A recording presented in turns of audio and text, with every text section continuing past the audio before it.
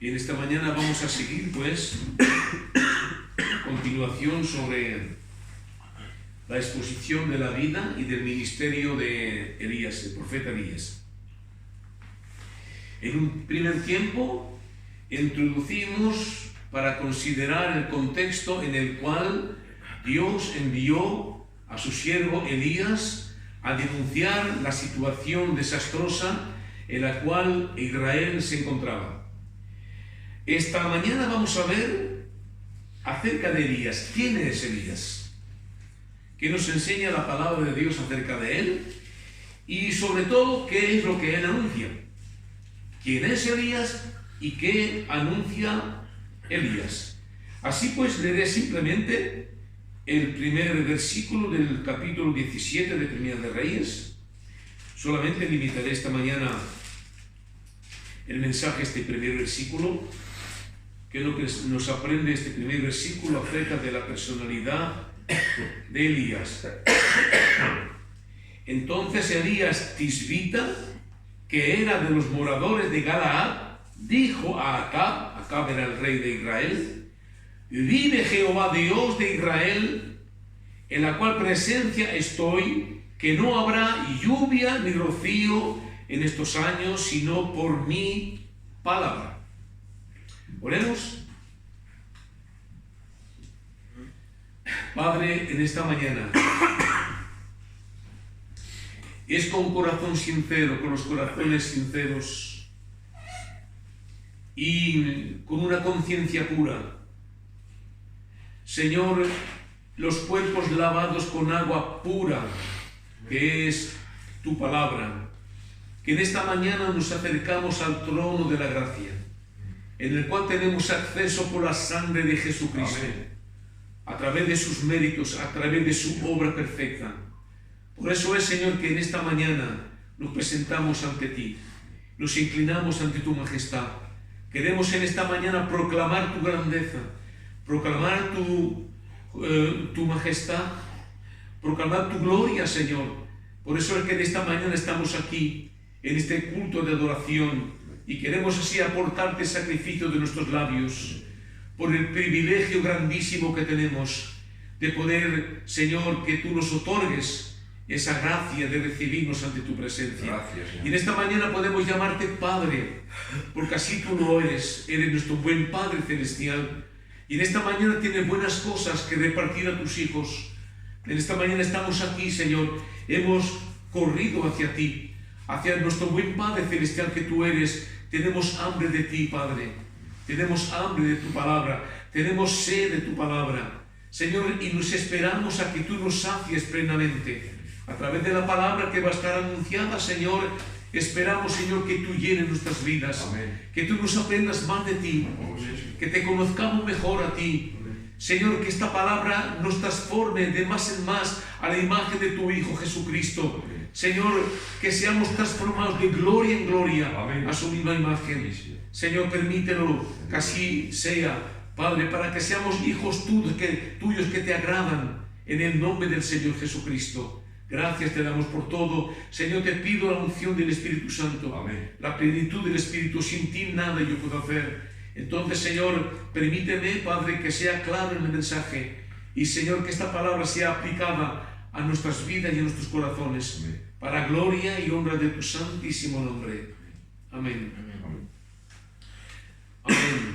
Bendito sea Dios. Así pues, en medio de una profunda oscuridad espiritual y degradación moral, apareció en la escena de la vida pública un testigo de Dios, un testigo solitario, pero un testigo sorprendente, que fue Elías. Ya hemos considerado, pues, las terribles condiciones que prevalecieron. La muerte espiritual se extendía por todas partes y parecía como si Satán se hubiera realmente apoderado de la situación. Parecía que nada ni nadie podía mover o cambiar la situación en la cual se encontraba Israel en esa época. Y es cuando entonces Dios se levanta un poderoso profeta. Lo leemos en el versículo 1. Entonces Elías Tisbita, que era de los moradores de Galaad, dijo a Acab: vive Jehová Dios de Israel, en cuya presencia estoy, que no habrá lluvia ni rocío en estos años, sino por mi palabra. Es cuando entonces, el texto es claro, dice, entonces a causa de la situación justamente en la cual se encontraba Israel, que entonces Dios envía y levanta este poderoso profeta que fue Elías. Pero ¿quién es Elías? ¿Quién es Elías? ¿Cómo se presenta este hombre a nosotros? Sin que se nos diga nada de su linaje, no hay nada que nos diga de su linaje, nada que se nos diga de su vida pasada, solamente que dice el texto que era de los moradores de Galaad. Bueno, Galaad se encontraba del otro lado del Jordán. Hacía partida del territorio en los cuales se instalaron las 2 tribus y media que eran Rubén, Gad y la media tribu de Manasés. Ellos se establecieron de este lado del Jordán, mientras que Josué repartió la tierra de Canaán a las 10 y media tribú de Israel en Canaán. Y ahí justamente se encontraba Elías. Parece ser que eso le favoreció, porque vivía isolado. Galaad era un lugar montañoso. He aprendido leyendo que era un lugar montañoso y era un poco algo de isolado. Vivían un poco aparte de los moradores de ahí, vivían un poco aparte de los demás. Y esto parece ser que justamente favoreció a los ojos de Dios el profeta Elías, porque no estaba mezclado justamente en la gran confusión y el pecado en el cual se encontraba Israel del otro lado del Jordán. Pero es cierto que Elías tenía una mentalidad muy diferente de los que tenían la gente, el pueblo de Israel, del otro lado del Jordán. Es todo aparentemente lo que podemos saber de Elías acerca de dónde viene, de su origen. Sin embargo, más adelante hay una frase que permite hacernos una idea definida del carácter espiritual de este hombre. Y esto es lo que más es interesante. ¿Dónde viene? ¿Dónde proviene? ¿Dónde vivía? ¿De qué tribu hacía partida? Bueno, esto no está escrito, pero lo más importante para nosotros es eso. ¿Qué carácter espiritual tenía Elías? Y esto lo aprendemos en el capítulo 19 y en el versículo 10. Cuando dice así, Elías, él respondió a Dios, le responde: he sentido un vivo celo por Jehová, Dios de los ejércitos, porque los hijos de Israel han dejado tu pacto, han derribado tus altares y han matado a espada a tus profetas, y solo yo he quedado y me buscan para quitarme la vida. Estas palabras no pueden tener otro significado sino que se tomaba la gloria de Dios muy en serio, y que para él el honor de su nombre, la honra del nombre de Dios significaba más que todas las demás cosas. Por eso mismo, que a medida que iba conociendo Elías mejor el terrible carácter y el alcance de la situación desastrosa de Israel, debió sentirse profundamente afligido y lleno de una indignación santa. Lo que también podemos saber de Elías es que él conocía bien las Escrituras, y especialmente los primeros libros del Antiguo Testamento. En esa época hay que saber que solo se podía obtener, se podía leer los primeros 5 libros de la Biblia. Y ciertamente que ahí Elías aprendió acerca de la elección soberana de Dios, escogiendo un pueblo que no le buscaba. Dios escogió a Abraham, lo llamó lo llamó, Abraham respondió por fe, y a partir de este momento Dios elige un pueblo a través de él. Una elección soberana. A este pueblo que Dios va a formar, que Dios se va a formar, Dios le va a dar promesas.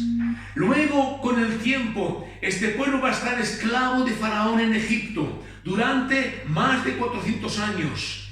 Y entonces Dios suscita otro hombre que era Moisés y lo liberta, dice la Biblia, con brazo poderoso y mano levantada. Es decir, que Dios lo rescató de la esclavitud que estaban bajo el poder de Faraón. Luego los conduce en el desierto y ahí les da la ley en el monte Sinaí. Escoge este pueblo para darles las santas leyes de Dios, para que el pueblo enseñe a todas las demás naciones el verdadero Dios santo que se reveló a ellos. Los condujo durante 40 años en el desierto, procurando y aportando providencia divina al pueblo de Israel. Luego los condujo hacia la tierra de Canaán, ahí donde fluye leche y miel. Esto es lo que ciertamente y seguramente Elías sabía acerca de Dios con el pueblo de Israel. Así, sabiendo cuánto el Señor había hecho por Israel y cuánto le había favorecido, deseaba él profundamente que le agradara y que le glorificara. Pero cuando le llegó la noticia de lo que pasaba del otro lado de Jordán, que Jezabel había destruido los altares de Dios, que había matado a sus siervos y luego estableció sacerdotes idólatras, su sangre debió hervir de indignación en él. Sí, porque él sentía, como hemos leído, un vivo celo por Jehová, Dios de los ejércitos. Ojalá lo llenamos nosotros también cuando vemos el mal y cuando vemos el pueblo, cuando está desviado de la palabra de Dios y que no glorifica a Dios por sus dones y por sus gracias. Ojalá también sintiéramos también esta tan justa indignación en nosotros, al ejemplo de Elías. Bendito sea el Señor. Así que frente a esta situación desastrosa en la cual se encontraba Israel, Elías es probable que se preguntara y que se hiciera esta pregunta: ¿cómo debo de obrar yo ahora en esta situación? ¿Qué es lo que yo debo de hacer? ¿Cómo actuar frente a un pueblo que está practicando lo que está practicando? ¿Cómo voy a hacer esto yo? Y es verdad que podía hacer él solo, porque estaba solo. ¿Cómo podía hacer eso? Cuanto más lo meditaba, más difícil seguramente debería parecer en la situación. Satanás debería susurrarle al oído: no puedes hacer nada. ¿Qué puedes hacer? No se puede hacer nada, la situación es desesperada. Hay que dejarla como está. Dejarla como está. Déjala que vivan su propia religión. Déjala que vivan sus antojos, como ellos lo ven, como ellos lo sienten. Hay que dejarlo así. Pero había una cosa que efectivamente podía hacer. No podía hacer nada físicamente de él mismo. No podía hacer nada, pero podía hacer una cosa, una sola cosa: orar. Orar es el solo recurso de todas almas profundamente probadas. Cuando un alma está profundamente probada y que no sabe cuál hacer frente a ciertas situaciones, que no puede hacer nada humanamente, el solo recurso es la oración. Y así lo hizo. Como se nos dice en Santiago 5:17, dice que Elías oró fervientemente.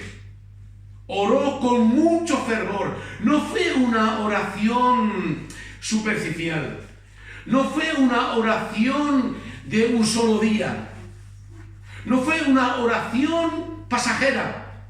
Oró fervientemente. Hay que saber que seguramente que antes de venir, antes de llegar al lugar y de ver todo lo que se pasaba, ciertamente que Elías ya estaba orando, ya oró.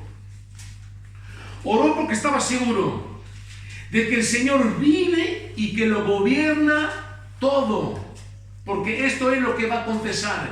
Yo tengo, entonces diría que era, vive Jehová, Dios de Israel. Sabía que Dios vivía, que Dios vive. Y esto es lo que él sabía, que Dios lo gobierna todo. Porque, ¿qué es lo que puede suceder? Que Dios no lo haya ordenado. Todo lo gobierna Dios. Todo lo gobierna Dios, porque Dios es soberano sobre todas las cosas. Oró porque sentía su propia debilidad. Oró porque sentía su propia insuficiencia.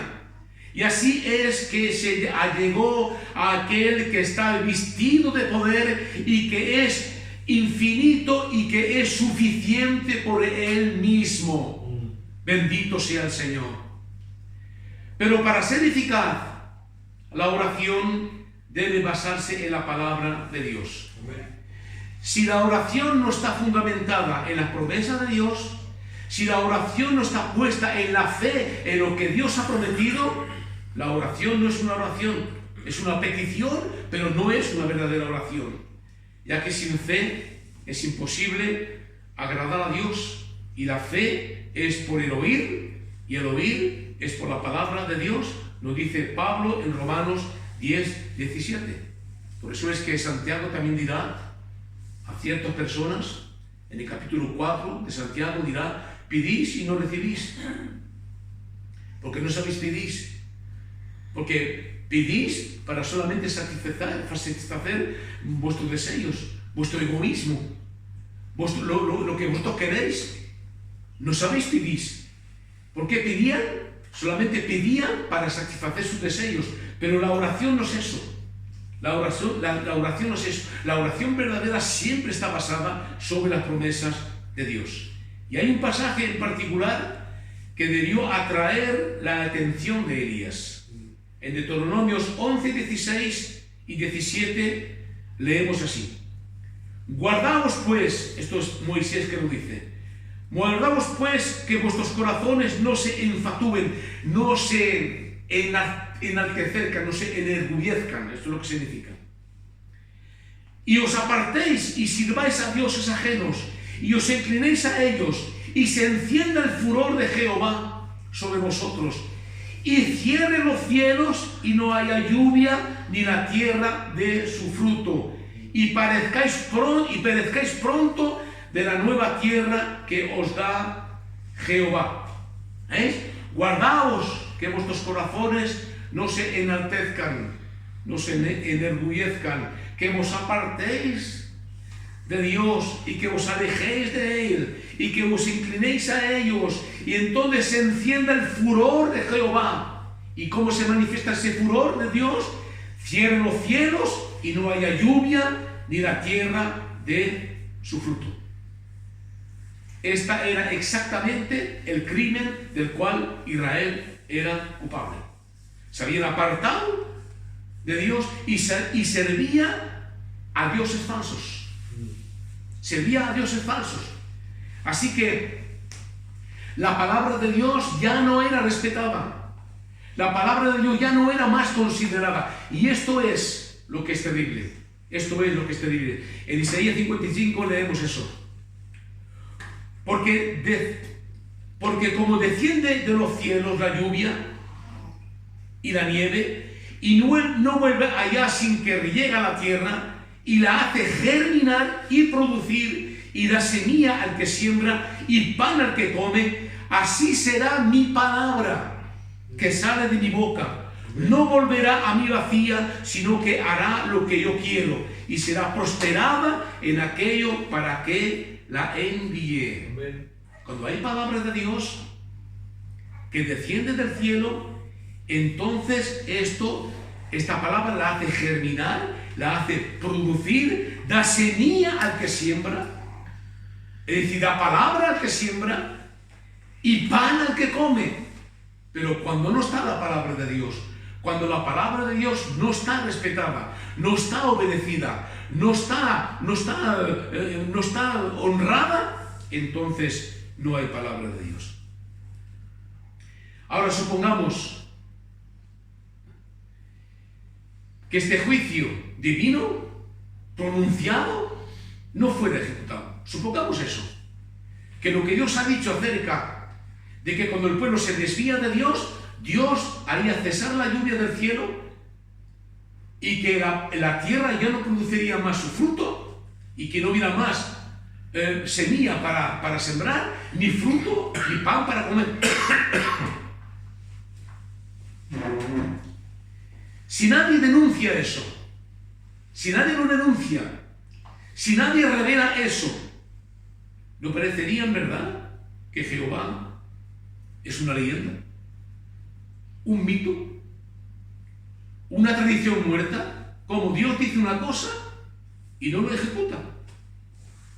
Dios promete algo al pueblo que si no obedece habrán resultados gravosos, pero esto llega y no pasa.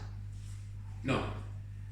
Elías era, dice el texto, muy celoso por Jehová de los ejércitos. Y por esa misma razón dice que oró fervientemente que no lloviese. Es decir, que se afirmó y se fundamentó en la palabra y en la promesa que Dios prometió que llegase si el pueblo no obedecía a sus mandamientos, y así fue.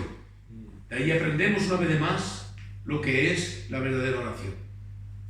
Es la fe que se acoge de la palabra de Dios y que suplica diciendo, como David le respondió a Dios cuando Natán, el profeta, le dijo de parte de Dios a David que lo bendiciría ricamente, lo haría prosperar y que le prometió edificar casa, que un hijo suyo que saldría de sus entrañas le edificaría casa para Jehová. Y cuando el profeta le anuncia eso de parte de Dios a David, mira lo que contesta David: ahora pues Jehová, Dios, confirma para siempre la palabra que has hablado sobre tu siervo y sobre su casa, y haz conforme a lo que tú has dicho. Conforme a lo que tú has dicho, no a lo que yo deseo, no a lo que yo quiero, porque David quería ir a edificar casa a Jehová. Pero Dios le dijo, no es a ti, no eres tú que edificarás casa. Será tu descendencia, será un hijo tuyo, pero tú no. Así que David tenía buenas intenciones, pero David se conformó únicamente a lo que Dios le había prometido. Edificarás, me bendicirás, me harás prosperar, y uno de mis hijos es el que edificará la casa a la cual yo he tenido deseo de edificar. Mi hijo la edificará. Haz conforme tú has dicho. Algunos puedan decir, qué oración más terrible, ¿verdad? ¿Cómo un hombre de Dios puede pronunciar eso? Que cese la gracia de Dios descender del cielo, que cese la bendición de Dios, que no haya más palabra de Dios, que el pueblo perezca de hambre, que el pueblo esté sufriendo en estas condiciones. Que pues cerraría Dios los ojos ante tal abuso. Eso sí, cerraría Dios los ojos ante tan comportamiento exceso, tan desorden moral en el cual estaba Israel. ¿Qué concepto entonces del carácter de Dios se formaría en los hombres si Dios pasara por alto tales provocaciones? Porque tener un comportamiento tal como tenía Israel era una provocación contra Israel. Era provocar a Dios. Cuando ciertas iglesias, cuando movimientos supuestos evangélicos no se someten plenamente a la palabra de Dios y no viven el santo evangelio de Dios, que lo viven a su antojo, según sus propios sentimientos y sus propios deseos, están provocando a Dios. Y esto es lo que es grave, es muy grave. Las Escrituras contestan que por cuanto no se ejecuta luego sentencia sobre la mala obra, el corazón de los hijos de los hombres está en ellos dispuestos para hacer el mal. ¿Por qué es que Dios tiene que cerrar los cielos? ¿Por qué es que Dios ya no manda su palabra y la bendición como la tiene que mandar cuando el pueblo no obedece a Dios? Y aquí lo leemos. Por cuanto no se ejecuta luego sentencia. ¿Cómo? Por cuanto no se ejecuta luego sentencia sobre la mala obra, el corazón de los hombres están en ellos dispuestos para hacer el mal. ¿Pensáis que Dios puede dejar su pueblo en el mal para que se acostumbre en ello?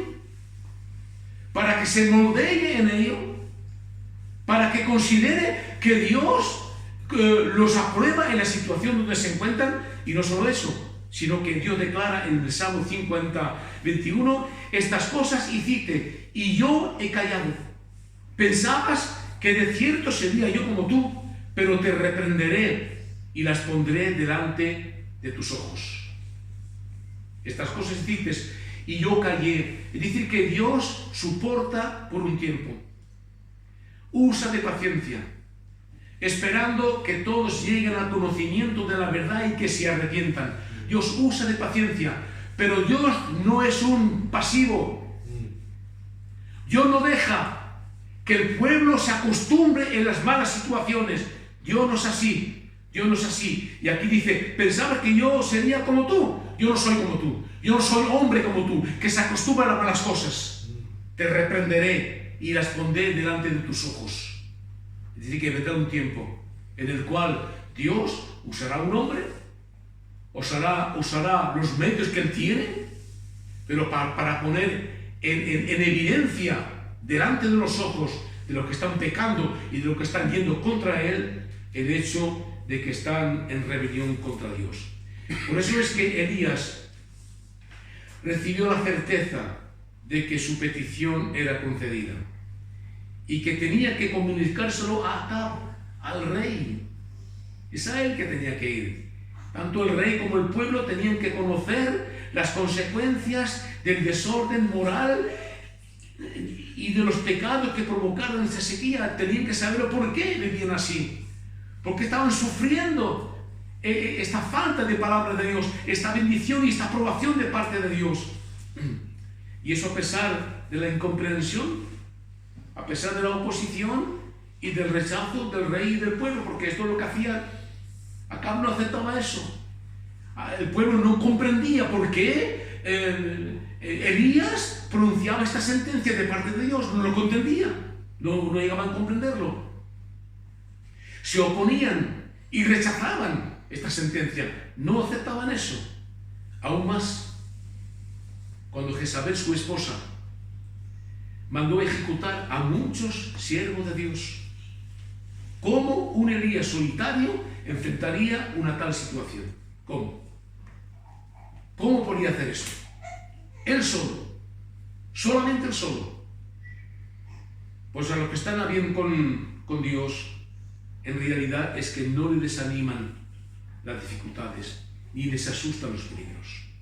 Y esto es lo que tenemos que realizar. En Proverbios 28:1 dice así: huye el impío sin que nadie lo persiga, mas el justo está confiado como un león. El justo es el que está aprobado de Dios. Y aparentemente solo Elías estaba aprobado de Dios ahí. Solo Elías, no el pueblo, no la multitud del pueblo, solamente Elías.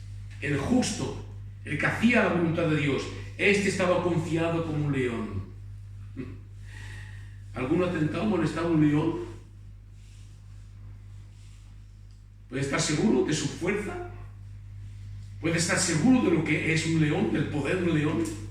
Pues así es el justo. Está confiado como un león. En el Salmo 27:3 dice así: aunque un ejército acampe contra mí, no temerá mi corazón. Aunque contra mí se levante guerra, yo estaré confiado. Elías estaba confiado. Elías estaba seguro. No temía a la oposición. No temía a la rebelión, no temía al rechazo, ni temía a la incomprensión del pueblo, ni siquiera el de Acab el rey, porque estaba confiado, aunque una multitud, aunque un ejército acampe contra él. Un ejército es un ejército, ¿verdad? Pues que aunque un ejército acampe contra el hombre de Dios, no temerá, porque su corazón está confiado en Dios. Tal es la bendita serenidad de aquellos que en su conciencia están limpias y que su confianza descansa en el Dios viviente. Elías estaba dispuesto a anunciar el mensaje de Dios. Favorable o no favorable, estaba dispuesto a anunciar el mensaje de Dios. Esto es lo que decía Pablo a Timoteo: predica la palabra, insiste a todo tiempo y fuera del tiempo, convence, reprende, exhorta con toda paciencia y doctrina. Cuando los momentos son favorables, tenemos que decir la palabra, pero cuando las situaciones no son favorables, igual la tenemos que anunciar, igual la tenemos que proclamar. Y aquí dice, mirad bien, dice, exhorta con toda paciencia y doctrina. ¿Cómo tenemos nosotros que exhortar? ¿Cómo tenemos nosotros que enseñar la palabra? Con paciencia y doctrina. Dios nunca enviará a un predicador si no tiene paciencia y si no tiene doctrina. Si no es así, los demás envían ellos solos. Dios no envía. ¿Quién fue que envió a Elías? Dios. ¿En qué confiaba Elías? En Dios. ¿En qué descansaba su oración? En las promesas de Dios. Es esto. Cuando alguien verdaderamente está fundamentado en el Señor, en Dios, entonces Dios es aquel que Él envía. Todo lo que hemos considerado describe fielmente las terribles condiciones que primaban en Israel. En tiempo de Acab y su esposa pagana Jezabel, a causa de la multitud de sus transgresiones, Dios había entregado el pueblo a la ceguera y a las tinieblas, y un espíritu de falsedad llenaba el corazón de ellos. Así estaba la situación. Ahora bien, Elías fue llamado a comunicar el mensaje más desagradable al hombre más poderoso de Israel. ¿Sí? El profeta fue con su terrible mensaje, no al pueblo, ¿habéis notado? No al pueblo, sino al rey, la cabeza responsable, el que tenía el poder de rectificar lo que estaba mal. ¿Por qué vivía el pueblo así? ¿Por qué el pueblo estaba viviendo lo que estaba viviendo? El desastre espiritual, el desorden moral, la corrupción en el cual se encontraba el pueblo de Israel. ¿Por qué? Porque estaba dirigido por un rey que era apóstata. Y ese rey era Acab. Era él. Así que era él que el mensaje tenía que estar dedicado, que Dios enviaba a Elías a que le anunciara.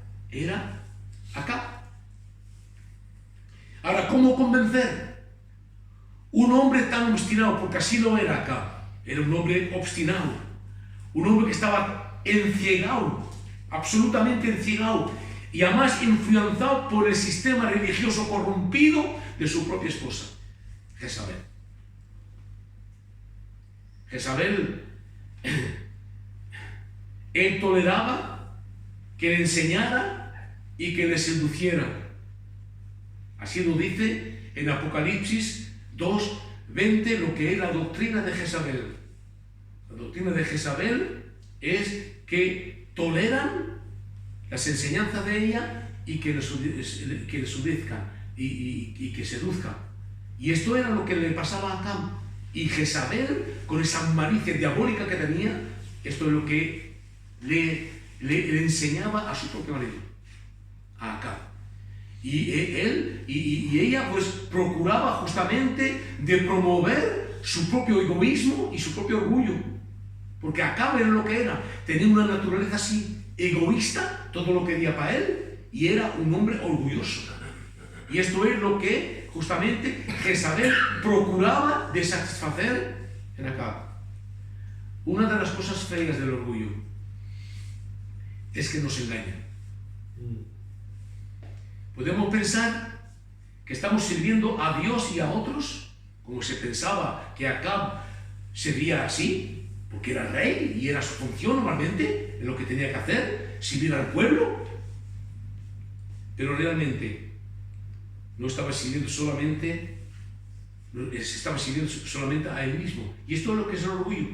Pensamos servir, cuando uno tiene orgullo, a Dios y a los demás, pero en realidad nos estamos sirviendo solamente a nosotros mismos, a nuestra forma de ver las cosas, a nuestra propia visión, a nuestros propios deseos. Esto es lo que es hacer orgullo.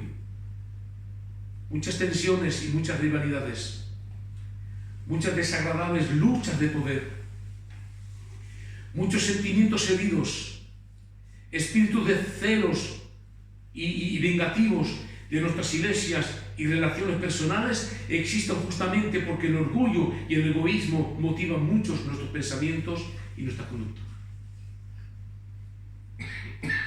El líder de iglesia que no comprende el espíritu de humildad, el amor y servicio de Cristo, está condenado a la disputa y a la división toda su vida. El que no comprende eso, el espíritu de humildad, el ejemplo de Cristo, el amor y el servicio a Cristo, está condenado toda su vida a tener disputas, divisiones, trajines, tensiones, toda su vida. Las repetidas enseñanzas de nuestro Señor Jesucristo, que la humildad, el servicio y el amor son las cualidades esenciales de la Iglesia, expresan la mente y la disposición de Cristo. Filipenses 2 dice: haya pues en vosotros este sentir que hubo también en Cristo Jesús. Se despojó a sí mismo, tomando forma de siervo, hecho semejante a los hombres, y estando en la condición de hombre se humilló a sí mismo, haciéndose obediente hasta la muerte y muerte de cruz. Y la muerte de la cruz. Y esto es el ejemplo supremo que nosotros en tanta iglesia, que seamos creyentes o que seamos líderes, que seamos responsables de iglesia, pastores, candidatos, quien sea, es este ejemplo supremo que tenemos en Cristo Jesús. Obediente hasta la muerte. La humildad, el servicio y el amor. Esto es lo que tenemos nosotros, lo que tiene que resalir de nosotros. Cristo, Él fue mucho más allá de lo que los hombres pueden ir. Él fue obediente ¿hasta qué? Hasta la muerte. Y la muerte de cruz. Y si estamos aquí en esta mañana, es por esta muerte en la cruz. Amén. Que Jesús, Él, se entregó por todos nosotros. Obediencia hasta la muerte. Es decir, obediencia hasta lo sumo. Hasta lo que un hombre puede ir lo máximo. Y este fue Jesucristo, muriendo en la cruz por todos nosotros. Todos los domingos lo que procuramos justamente conmemorar, ¿no? Sí. A través del pan y a través de la copa de vino, es por causa de esta muerte, a través de su sangre preciosa, que nos ha reconciliado con Dios a través de su muerte, que nos ha perdonado nuestros pecados y que por gracia y misericordia de Dios estamos aquí como hijos suyos, somos la iglesia de Dios, y este es el privilegio que tenemos cada cual de nosotros. Pero no solamente que nos ha perdonado el pecado, pero que también nos ha dejado un ejemplo para que sigamos sus pisadas, dice la Biblia, para que sigamos sus pisadas. Por eso los líderes cristianos deben ser líderes servidores, no que se hagan servir, no que se sirvan ellos mismos, no que se sirvan de las circunstancias, ni que se sirvan de lo que ellos quieren para llegar a sus propios fines, no, pero líderes servidores. Vive Jehová Dios de Israel, dice Elías, vive Jehová Dios de Israel. Para él, para Elías, Jehová era una realidad viva. una realidad viva. Y eso cuando todo verdadero conocimiento de Dios desapareció de todos ellos. Dios era vivo para Elías. Y tengamos en cuenta nosotros en esta mañana que estamos sirviendo el Dios vivo y verdadero. Es un Dios vivo que estamos nosotros sirviendo. Vive Jehová, Dios de Israel, en la cual presencia estoy. Elías no solo estaba seguro de la realidad de la existencia de Jehová, sino que también era consciente de estar en su presencia. Estaba consciente de su presencia. El profeta sabía que aunque aparecía ante la persona de Acab, que era rey, estaba en la presencia de uno infinitamente mayor que todos los monarcas de toda la tierra. El mismo Gabriel, el ángel Gabriel, no podía hacer una confesión más grande. Lucas 1:19. Yo soy Gabriel, que estoy delante de Dios. ¿Dónde se encontraba Elías? En la presencia de Dios. ¿Qué dice aquí el ángel Gabriel? Yo soy Gabriel, que estoy delante de Dios. Y he sido enviado a hablarte y darte estas buenas nuevas. Esto es lo que le anuncia Gabriel, el ángel Gabriel, a Zacarías, anunciándole el hijo que tenía que venir, Juan el Bautista, que tenía que nacer de ellos. Yo soy Gabriel, que estoy delante de Dios. ¿Y qué hace cuando un ángel, un hombre de Dios está delante de Dios? He sido enviado a hablarte y darte estas buenas nuevas. Y que se encuentra delante de Dios, anuncia buenas cosas y anuncia buenas nuevas. El que no está delante de Dios no puede anunciar eso. ¿Por qué es que Elías anunció lo que anunció? ¿Por qué? A pesar que el pueblo no lo aceptaba, a pesar que el pueblo no lo admitía y que se oponía a él, particularmente acá. ¿Por qué? Porque hablaba de parte de Dios. Hermanos, iglesia de Dios, tal certeza bendita de estar en la presencia de Dios nos eleva por encima de todo temor. Si el Todopoderoso estaba con Elías, ¿cómo podía el profeta temer a un gusano de la tierra? ¿Qué es lo que era Acab en comparación de lo que era Dios? ¿Sí o no? Vive Jehová, Dios de Israel, en la cual presencia estoy. Estas palabras revelan claramente el fundamento sobre el que su alma reposaba mientras cumplía su dura tarea. Y nosotros también tenemos que aplicar estas verdades. Y esto será la conclusión en esta mañana para todos nosotros. La conclusión práctica que se puede aplicar a nuestras vidas es que nosotros, en la situación donde nos encontramos, no tenemos que temer a los hombres, sino confiar al Dios que todo lo puede. Amén. Aunque parezca ser que todos se oponen a nosotros, aunque todo parece ir contra nosotros, no tenemos que temer. Primero de Pedro 3:13 dice así: ¿quién es aquel que os podrá hacer daño si vosotros seguís el bien? ¿Estamos seguros de seguir el bien? ¿Es que estamos seguros? ¿Amén? ¿Sí o no? ¿Estamos seguros de seguir el bien? Pues dice, nadie os podrá hacer daño. Mas también si alguna cosa sufrís por causa de la justicia, bienaventurados sois.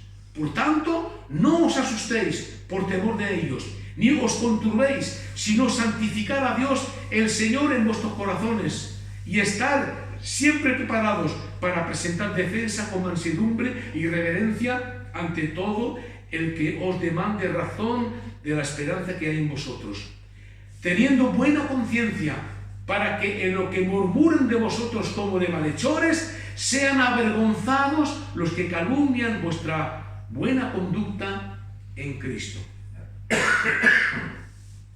Tenemos que tener una buena conducta. No tenemos que temer la situación, aunque el número sobrepase el pequeño número que somos nosotros, pero nosotros sabemos en quién hemos creído. Tenemos una conciencia limpia, ¿sí o no? Tenemos una conciencia limpia. Sabemos que estamos en lo verdadero, en la verdad, y ahí queremos perseverar. En segundo lugar, cuando no sabemos qué hacer a ciertas situaciones adversas, no tentemos usar nuestros propios recursos.